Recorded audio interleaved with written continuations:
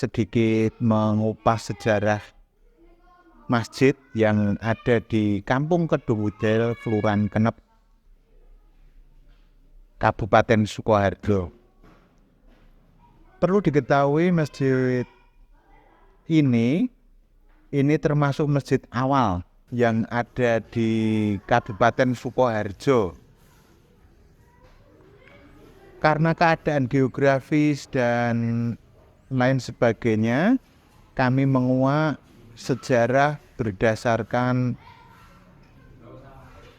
apa yang pernah kita temukan dalam buku-buku dan berita-berita. Itu dikarenakan kita belum menemukan bukti-bukti manuskrip tentang keberadaan masjid dan kampung ini secara langsung. Jadi Masjid Darussalam ini dulunya ada kaitannya dengan penyebaran agama Islam yang ada di Pulau Jawa, yang dulu Islam pada perkembangannya cuma berpusat di pesisir utara, kemudian masuk ke pedalaman Jawa, itu sekitar awal-awal kerajaan Demak. Dan ulama-ulama penyebar agama Islam itu masuk ke pedalaman Jawa itu melalui hulu Sungai Bengawan, melalui aliran Sungai Bengawan Solo, dan peradaban yang ada di hulu Sungai Bengawan Solo itu yang ada kaitannya dengan penyebaran agama Islam ada di Kedungudel. Keberadaan Kampung Kedungudel dan Masjid Darussalam ini sangat erat dengan perjuangan, termasuk perjuangan awal Islam. Jadi ada kaitannya dengan perpindahan kerajaan Demak ke Pajang. Itu dari yang diartikan kerajaan Islam yang secara antropologi berbasis Putian menjadi ke pedalaman Jawa yang berbasis Islam Abangan, dari sumber ekonomi maritim ke agraris. Bagaimana jejak Pasca Diponegoro di tempat-tempat atau lembaga-lembaga keagamaan. Ya, jadi hal ini masih relevan dengan penelitian yang saya lakukan pada tahun 2016 sampai 2018. Saya mengambil judul menelusuri jejak Pasca Diponegoro di pesantren dan menemukan beberapa kesimpulan. Teman-teman yang saya banggakan, pertanyaan yang diajukan salah satunya adalah berkaitan dengan bagaimana eksistensi pasukan Diponegoro di masjid. Seperti itu ya. Ya, kita ketahui, sebagaimana diketahui bahwa pasukan Diponegoro itu bukan hanya dari kalangan bangsawan, ya kan? Jadi kita melihatnya pasukan atau yang diistilahkan dengan Laskar Diponegoro itu berbagai dari beberapa kalangan-kalangan. Dan menurut saya yang paling kuat adalah dari kalangan santri.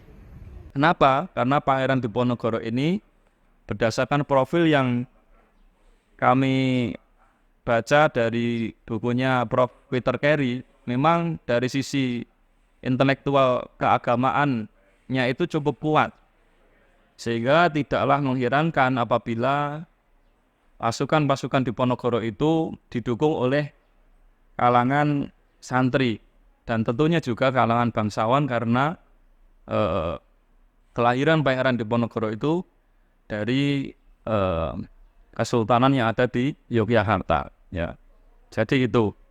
Sehingga kalau boleh dikomposisikan bahwa Laskar Diponegoro itu berasal dari beberapa kalangan, yakni kalangan bangsawan, kemudian kalangan santri, dan juga kalangan rakyat untuk membela keadilan, untuk melawan kolonialisme. Nah, peran masjid sebagai pertahanan perang Jawa, nah ini masih relevan ya.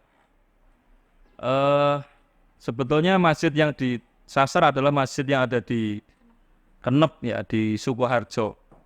Namun secara umum memang masjid ataupun pesantren itu menjadi tempat yang dijadikan sebagai basis kekuatan dari Laskar Diponegoro. Banyak saya temukan, banyak kami temukan dari penelusuran yang kami melakukan observasi lapangan ya. Banyak sekali tempat-tempat keagamaan, lembaga pendidikan pesantren itu yang berhubungan atau berafiliasi dengan jaringan Laskar Diponegoro.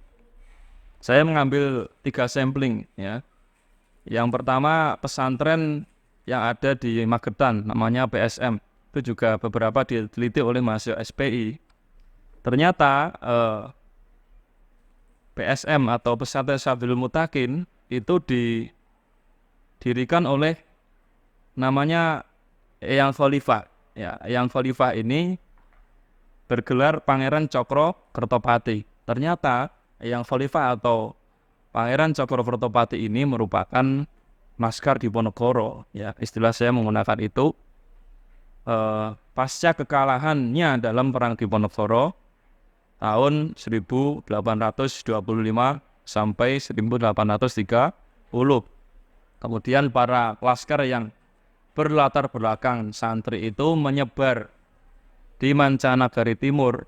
Kalau sekarang peta geografisnya Mancanagari Timur itu satu kawasan yang berada di sebelah timur Gunung Lawu.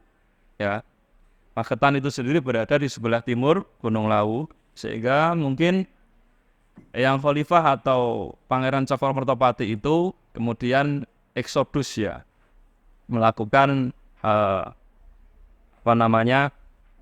keluar dari medan perang utama secara masif ya. Semuanya laskar-laskar yang berlatar belakang santri itu kemudian menyebar di kawasan-kawasan tertentu termasuk di Mancanagari Timur itu untuk mengembangkan pendidikan keagamaan ya. Jadi dari strategi awal yang gerilya dengan perang 1 lawan 1 ya, dari tempat satu ke tempat lain, itu kemudian sembari menyebar diri tadi atau istilahnya eksodus ke tempat-tempat yang jauh dari pusat perang Diponegoro di Jogja ya. Nah, itu kemudian menyebar di tempat-tempat seperti pesantren dan masjid-masjid. Di situ mengembangkan intelektualisme pesantren ya. Jadi di situ membuka masjid, kemudian di situ juga diajarkan beberapa kitab-kitab pesantren ya, dan juga mengajarkan tentang pengetahuan keagamaan. Itu memang salah satu strategi ada transformasi dari patriotisme menuju intelektualisme. Bukan hanya di Takeran, bukannya di PSM. Di tempat-tempat lain banyak sekali kami temukan bahwasanya Laskar Diponegoro yang menyebar diri tadi. Kemudian dia itu mengembangkan intelektualisme agama. Dari intelektualisme agama itu muncullah satu keyakinan bahwa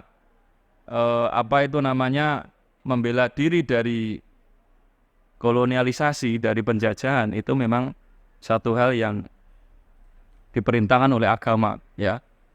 Jadi itulah sebetulnya yang kita temukan di tempat-tempat di mana menjadi jaringan-jaringan Laskar Diponegoro. Dan yang unik ya, mungkin ini pertanyaan inti yang kedua. Dari tempat-tempat pelarian Laskar Diponegoro tersebut tadi, di situ ada sebuah hal yang unik menurut saya. Karena di pesantren-pesantren atau di masjid-masjid yang menjadi tempat pelarian nasihat di Ponorogo, di situ ada pohon sawu, ya. Itu selalu ada, selalu begitu. Ya, misalnya di Takeran itu juga saya temukan ada pohon sawu yang sampai sekarang itu bisa dilihat. Misalnya lagi di Tegalsari, Ponorogo itu juga ada pohon sawunya. Misalnya lagi di Banjarsari, Madiun, ya. Itu juga ditemukan pohon sawu, dan menurut beberapa sumber ya, termasuk salah satu keturunan dari Pangeran Diponegoro sendiri, Ironi Sadewo, ya itu juga beliau mengatakan adanya sawu itu sebetulnya adalah sebagai kode atau sandi untuk menyusun satu strategi untuk menyusun strategi perjuangan, sehingga penyebaran dari laskar-laskar yang menyebar diri tadi itu lebih terorganisir. Salah satunya dengan mengetahui sandi-sandi yang dipergunakan sandi, yaitu pohon sawu.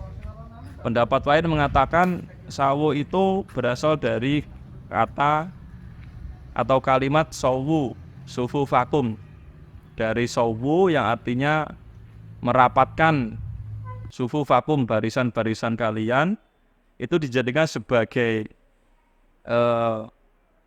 makna dari simbol, ya, maknaan dari simbol bahwa laskar Diponegoro yang menyebar di tempat-tempat baik itu masjid-masjid, barangkali ini yang terjadi di Masjid Kenep Suparto juga demikian. Kalau melihat tanda-tanda dari pohon sawu itu sendiri, ya itu bisa dimaknai sebagai merapatkan barisan-barisan kalian, ya.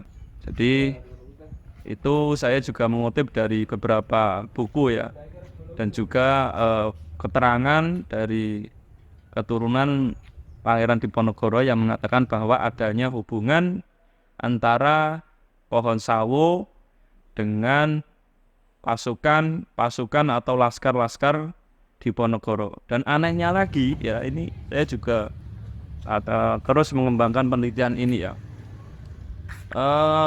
Sawu itu selalu berada di tempat-tempat keagamaan. Ini menarik, ya, untuk kajiannya terus dikembangkan. Kenapa kok sawu itu selalu berada di masjid ataupun di pesantren, ya, atau di rumah tokoh. Ini juga kita temukan sawu itu berada di rumah tokoh. Ini kan bukan satu hal yang sampai sekarang itu bisa dilihat. Misalnya lagi di Tegalsari, Ponorogo itu juga ada pohon sawunya.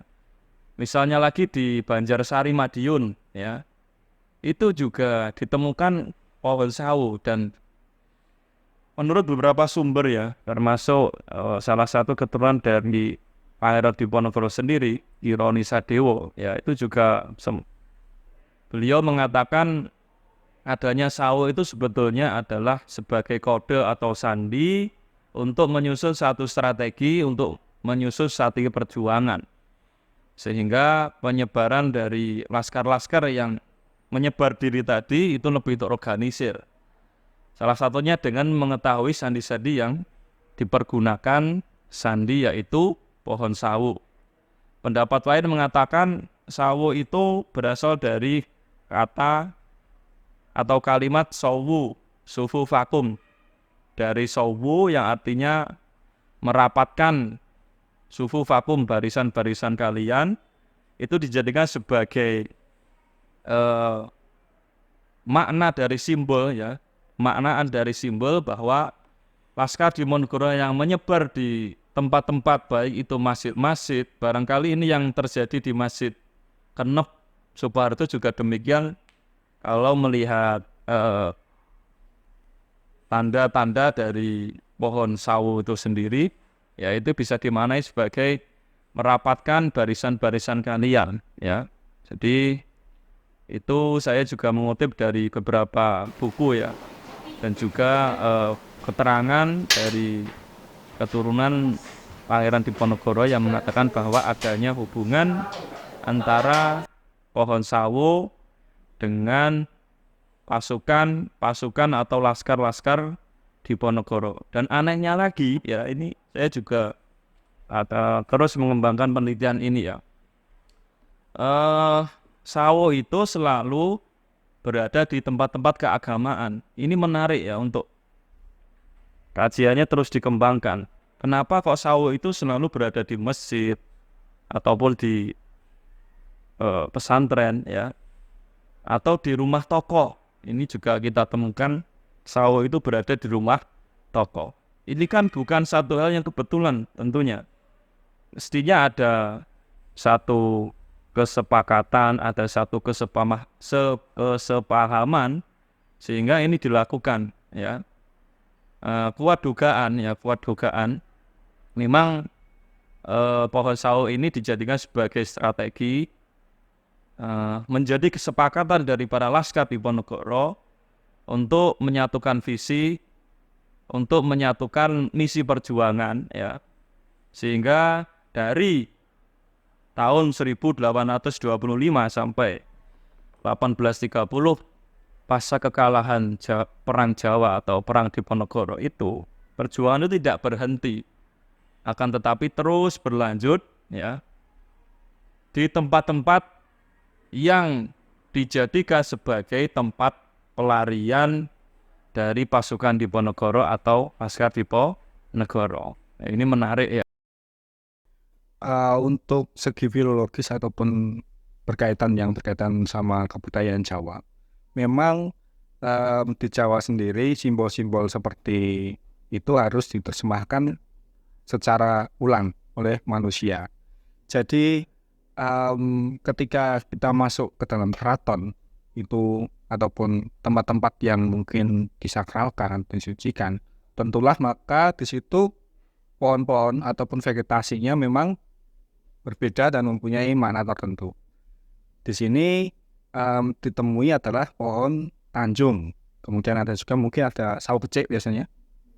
Itu dalam makna Jawa, menurut kebudayaan Jawa itu merupakan kata jarwo doso atau yang mempunyai makna tersendiri. Wit tanjung biasanya adalah berbuah kecik. Wit tanjung, woe kecik. Jadi tanjung itu dari kata tansahan junjung, kemudian kecik itu sarwo becik. Tansah anjunjung kan sarwo becik. Dan juga ada juga pasangannya biasanya adalah sawo becik tadi. Dari kata sarwo becik, semuanya yang serba baik. Jadi ketika masuk ke dalam masjid ataupun ke dalam keraton, itu pastilah yang dicari adalah semuanya adalah kebaikan, seperti itu.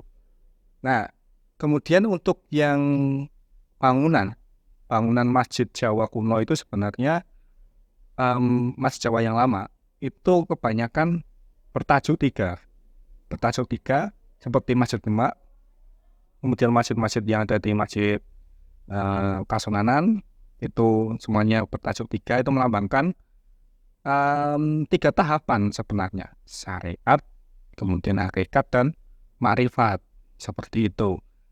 Dan mungkin yang lainnya tanda seperti tadi setengah lingkaran mungkin adalah perlambang dari waktu, bahwa di depan masjid itu kita harus benar-benar memanfaatkan waktu supaya supaya bisa berbuat baik, dilambangkan dengan pohon tanjung dan juga pohon sawo becik. Kita turun-temurun melalui mulut ke mulut dari masyarakat bahwa seseorang yang di depan rumahnya itu ditanami pohon sawo becik adalah pasukan ataupun pengikut dari Pangeran Diponegoro. Dan itu banyak juga dijumpai di beberapa, kalau di atap masjid mungkin itu segi ada 8 penjuru kalau nggak salah. 8. Kalau Jawa biasanya menyimbolkan dengan Astoproto, Astogino, kemudian arah arah 8. Seperti itu yang kemudian ada makna-makna tertentu yang di situ biasanya Astagino itu 8 pitutur, teladanilah sifat dari air, teladanilah sifat dari angin, seperti itu, yang mengambil dari sifat-sifat alam. Nah, untuk makna dari 8 penjuru tadi bisa juga adalah kebersatuan alam dari arah utara, selatan, timur, tenggara menjadi satu dan berpusat di dalam tengah masjid. Itu secara umum, tetapi untuk secara khususnya bisa ditanyakan kepada sesepuh ataupun yang menjadi pengelola masjid di situ. Salah seorang ulama yang diperkirakan hidup di masa Sunan Pakubuwono keempat. Yang kita ketahui memang di masa Pakubuwono keempat ini banyak sekali ulama yang kemudian ditugaskan di daerah-daerah. Yang salah satunya ke Lombok tersebut dan ditugaskan di Gedung Gudel untuk mendirikan masjid dan pesantren. Mulanya dulu memang hanya masjid, kemudian berkembang menjadi pesantren. Dan itu bisa dilihat dari beberapa nisan-nisan yang ada di belakang Masjid Gedung Gudel yang sekarang. Cuman memang secara bangunan pondoknya sudah tidak ada. Nah, dari sinilah kemudian Gedung Gudel ini menjadi sebuah daerah khusus yang dipimpin oleh ulama dari Keraton Kasunanan. Nah, kemudian berkembang di masa Sunan Pakubuwono ke-6, di mana Sunan Pakubuwono ke-6 itu sendiri mendukung secara tidak langsung atau secara terang-terangan, beliau dari balik layar mendukung memihak di antara perang Jawa itu memihak kepada Pangeran Diponegoro.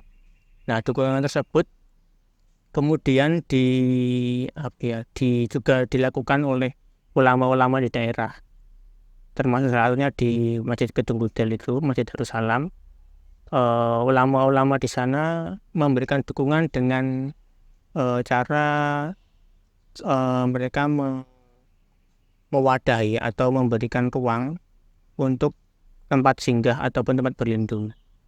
Jadi pasukan dari Pangeran Diponegoro itu sempat berlindung di Gedung Gudel, di masjid lebih tepatnya. Dan di sana menurut beberapa sejarah tutur di Gedung Gudel pernah dilakukan pertemuan antara Sunan Pakubuwono ke-6 dengan Pangeran Diponegoro itu sendiri untuk melakukan atau membahas mengenai strategi-strategi yang dilakukan dalam perang Jawa.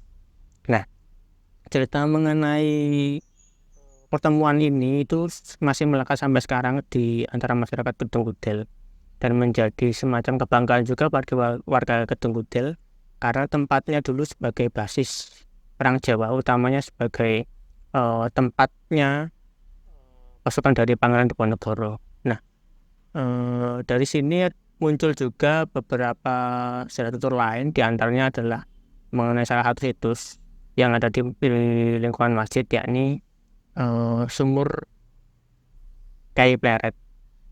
Nah, sumur Kyai Pleret sendiri sebenarnya belum pasti bagaimana kemudian kenapa kok dinamai sumur Kyai Pleret dan sebagainya. Cuman ketika kita mengetahui adanya sejarah tutur yang berkembang di masyarakat Gedung Gudel, menyebutkan bahwa sumur Kyai Pleret ini sebagai sumur yang dijadikan tempat menyimpan senjata ataupun pusaka-pusaka dari Pangeran Diponegoro. Kenapa kok disembunyikan? Karena memang dulu perangnya ini kan secara gerilya, perang sembunyi-sembunyi. Otomatis agar tidak diketahui, mungkin ketika itu adanya pemberedelan ataupun pengecekan dari pasukan-pasukan Belanda ketika itu ataupun kolonial ketika itu, jadi tidak terendus bahwa di sini sebenarnya disimpan senjata-senjata ataupun pusaka-pusaka. Nah, penamaan Kyai Pleret sendiri sebenarnya kalau kita lihat itu dari nama pusaka dari Pangeran Diponegoro itu sendiri. Jadi nama sumur Kyai Pleret itu dinamakan karena di situ disimpan salah satu pusaka dari Pangeran Diponegoro, yakni pusaka Kyai Pleret, dan itu yang dipercaya oleh masyarakat sekitar. Secara sumber tertulis sebenarnya tidak banyak yang tersisa dari cerita bagaimana Pangeran Diponegoro di Gedung Gudel, namun memang sumber tutur itu masih bisa ditemukan di sana dari generasi yang tua sampai generasi yang sekarang, dan itu masih menjadi kebanggaan dari orang-orang di Gedung Gudel sampai sekarang.